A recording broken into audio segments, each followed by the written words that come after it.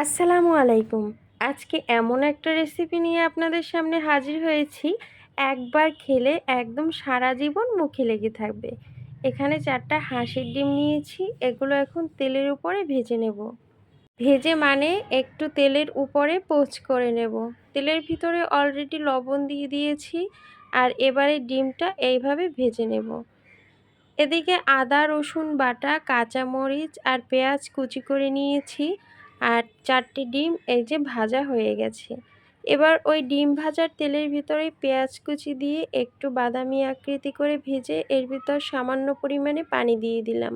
Half চামচ হলুদের গুঁড়ি আর 1 চামচ মরিচের গুঁড়ি দিয়ে এটাকে একটু ভালোভাবে নাড়িয়ে চেড়ে মিশিয়ে নিলাম। দিয়ে দিলাম আদা আর রসুন বাটা 1 চামচ, আর এরপর দিয়ে দেব গরম মশলা, দারচিনি, এলাচ আর তেজপাতা। এটা দিয়ে ভালোভাবে কষিয়ে নিয়েছি। দেখুন মশলা থেকে তেলটা ছেড়ে দিয়েছে। এ পর্যায়ে ডিমগুলো দিয়ে দেব। ডিম পোচগুলো উপর দিয়ে দিয়ে ভালোভাবে মশলার সাথে একটু নাড়িয়ে চাড়িয়ে মাখিয়ে নেব। এবার পর্যাপ্ত পরিমাণে ঝোল দিয়ে দিলাম, একটু ডিম যেন রসা রসা হয় এজন্য। আর লাস্ট পর্যায়ে এসে দিয়ে দিলাম কাঁচামরিচ কুচি আর দিয়ে দেব জিরে টালার গুঁড়ি। এই জিরে টালার গুঁড়িটা কিন্তু দিতেই হবে, না হলে কিন্তু অরিজিনাল স্বাদটা আসবে না।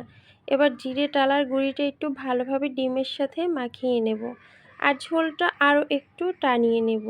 আর লাস্ট পর্যায়ে দেখুন কতটা সুন্দর হয়েছে।